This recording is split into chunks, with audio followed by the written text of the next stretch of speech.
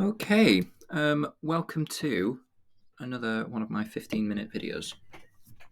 So just in case we're jumping in these in the middle, I'd recommend you go back and have a look at my part 1 video where I talk about how to approach question A.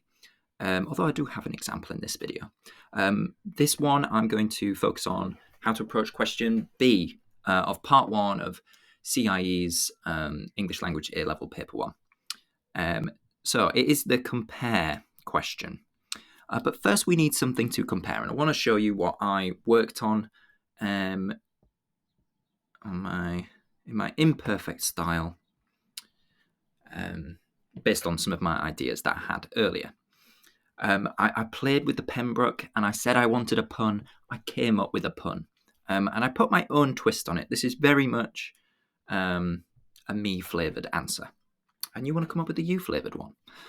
So keeping it real, this trip made me Pembroke. Experience, 5 stars. Price, £3 signs, which I'm not guessing, which I'm telling you, means it's very expensive, which as a Yorkshireman, I don't like. So while there is no doubt that Pembroke, the latest in a series of swanky hotels and apartments now swamping the Cape Town scene, that's a lot of sibilants, is an incredible place to stay, the cost of the trip had me reeling for weeks afterwards. Picture this, breathtaking views of Table Mountain, whale watching and gourmet meals within a few minutes walk, and a B-day? Okay, so the B-day was a surprise, but what can I say? I'm not used to that, and I don't think I ever will be. When I was asked to review the Pembroke, of course, I did my research. You notice I've done an error there. We move on. I want a nice pen. There we are. Can I make it thin? It is thin. Right, awesome. Of course, I did my research, but the sheer size and opulence of the place still took my breath away. I cannot deny that the king-size bed was to die for, and the design of the kitchens had me itching to redesign the galley in my own flat with muted tones of blue and grey. For a brief time, dear reader, I dreamt of another life. But reality comes to us all, and while I cannot deny that Pembroke will stay with me forever, I was grateful to Real Deal for footing the bill. Okay, so I've played a bit there with the genre and the task. Remember, the examiner's looking at a lot of these. They're going to have, you want to stand out, but you want to stay within the parameters of the question. So I've done my review. Now, this is what the mark scheme would look like. This is what the examiner would get. They don't get much more than this. And you can see, if you pause the video, how kind of open it is. And it's only 10 marks. But we should be, at least for AO1, all of us, aiming to get 5 out of 5. And it is doable. It is possible. You have to obviously read the question, make sure you meet the parameters of the question, and you haven't misunderstood it, because it does happen. You know, if I'd done a review of Cape Town as a whole, for example, that would be the wrong thing to do. But I've written it about the apartments. You know, if I were to argue and be mean with my own piece of work, which I can be, perhaps I could have included more details of what was in the apartment. But I tried to justify that in my Part B answer. And the examiner is going to be looking at parts A and B together. So if you've done something a bit odd, a bit weird, a bit creative, which is exciting and interesting, try and justify it in your Part B answer, which is hopefully what I've done. You'll be able to see that in a second. So sophisticated understanding of the text, meaning, context, and audience. So I don't know, meaning about what you're actually saying, but context and audience we should be doing anyway. So here we are. Context, we know it's a review, so I'm expecting some opinion, right? Audience, it's for a website called Real Deal, if you remember. And the purpose, I went entertain with a secondary one to inform.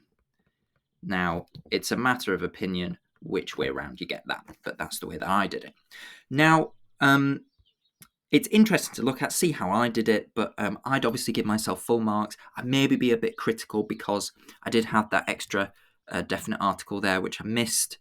And I do think maybe I could have included more details of the apartment. So if I've been really mean, I don't know, I might give myself 8 out of 10, but I'm marking this myself, so I'd obviously give myself 10 out of 10.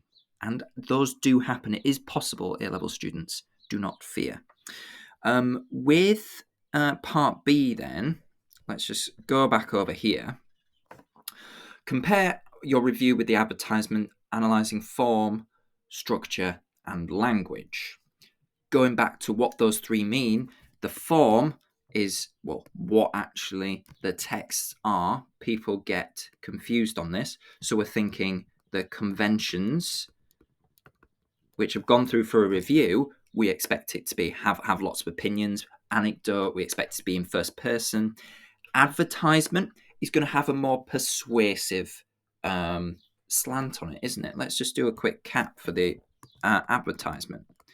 So my context, obviously advert. Does it say where it's published? It doesn't, but it's luxury. Okay, so bear that in mind. Purpose is going to be to that's not how you spell persuade. There we are. Persuade. Audience. I'm kind of expecting it could be a wide audience, but because it's a luxury apartment, perhaps I'm expecting a kind of more restricted audience of people who are particularly wealthy. But that feels like a trap. So I'm going to say potentially broad audience.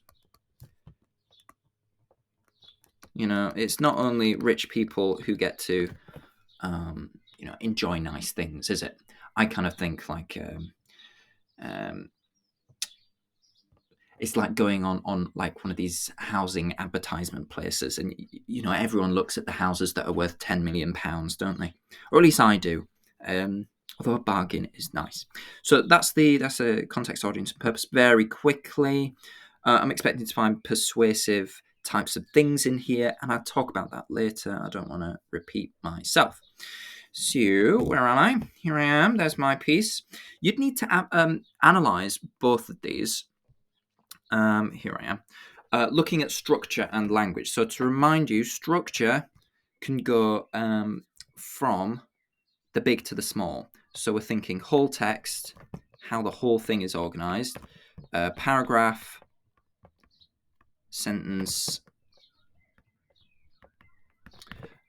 even clauses, or word order. All right. If I'm using the passive voice, he was hit by the car, whereas the active voice, the car hit him. That's an interesting and purposeful use of language, isn't it? I'm not going to find it in my advertisement. I just wanted to show you a quick example. Language, obviously, we're thinking our word classes. I'd expect everyone who's studying English language A level to know these already.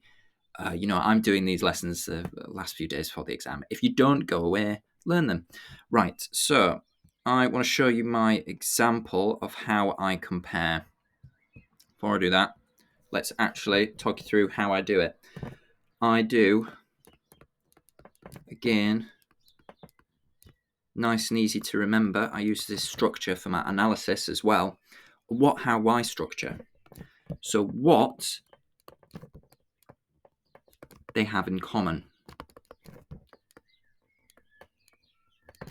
They'll have both wanted to portray something. They're going to have something in common. You have to find what that is.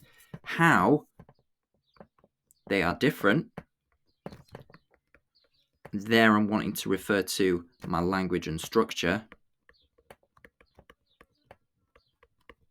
Oh, that's not how you spell structure, but I've tried.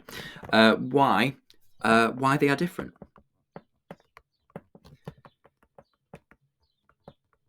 Okay, so if I do that,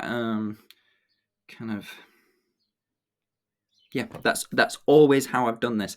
There are other ways of doing comparisons. People look at, okay, I do my analysis of the first text and then my analysis of my second text and talk about how they're different there. Well, fine, that might work, but my gosh, that's quite labor intensive. This I found really works because you get your ideas across quickly, efficiently, and well. Okay, so why they are different, that's my part where I'm linking to the form. Okay, so my context, audience, and my purpose, my cap. So what do the texts have in common? Well, obviously, they're wanting to portray Pembroke as an obvious example, right? Why have I added a T there? I don't know. It's because I'm trying to do things really fast. So, okay, they're both trying to portray Pembroke as a positive place. That makes sense. How they've done it, well, if I have a look in text here, I noticed in my last lesson, I liked these little metaphors. Pembroke is an oasis. It's in the heart of. Okay, they're a bit cliched, but actually, I do quite a few cliches in my own piece, don't I? So I quite like those metaphors. And for the paragraphing, for the structure, I looked at the paragraphing and I thought, well, they're quite big, quite chunky paragraphs, and it helps create this almost dreamy-like atmosphere. They're very descriptive, which is part of the purpose to kind of create this environment for the reader and persuade them to go, and that makes sense. So large paragraphs. How do I contrast that in my own piece? Well, I've used, let's have a look. What have I done that's interesting? Well, I wanted to create an impression of Pembroke, obviously. It's a convenient place. I know that through those metaphors earlier. I quite like this little prepositional phrase. How do I know it's a prepositional phrase? Well, because I've used that little preposition there. It's a phrase that's started with a preposition. Anyone wants to argue it's an adverb, I'll fight you.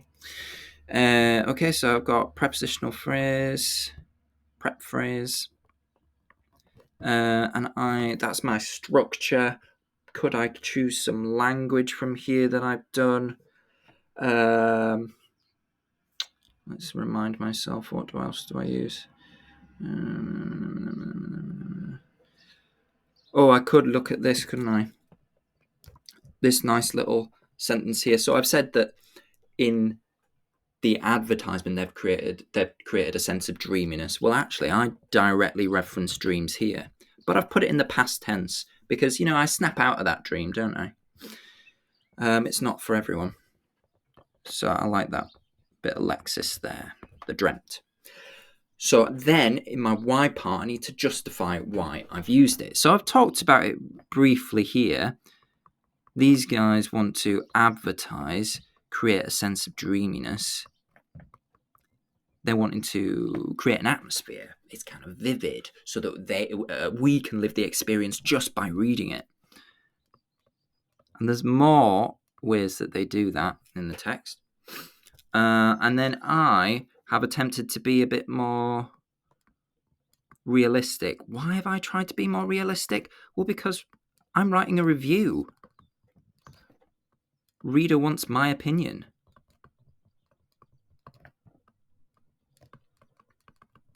That's why. So I'm going to show you. Let's check how I'm doing for time. I'm going to show you my answer.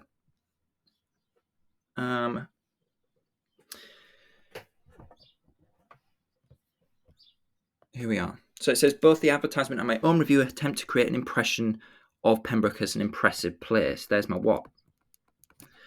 For example, the advertisement uses metaphors. Here's my how. In the heart and Pembroke as an oasis to both portray Pembroke as a place that is both conveniently located and a place of refuge and relaxation. Okay, cool, nice analysis. In my review, I attempted to replicate this, but instead use more practical and tangible terms.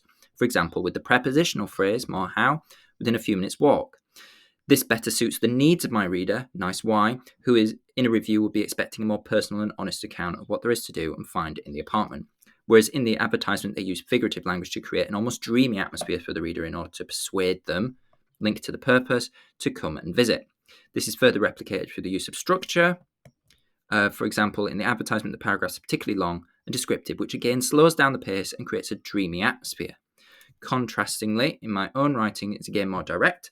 I used a declarative sentence, more structure. For a brief time, dear reader, I dreamt of another life, with a direct reference to dreaming in the past tense. Okay, I'm showing off to suggest that the experience was only transitory, that the writer's real life was perhaps one close to the average reader's experience. Creates connection, creates more relatable spelling, and thus meets my primary purpose of entertaining my reader. Okay, link to the purpose. This is reinforced again through the non-standard and playful use of punctuation I have used And a B day, I was just having a bit of fun there.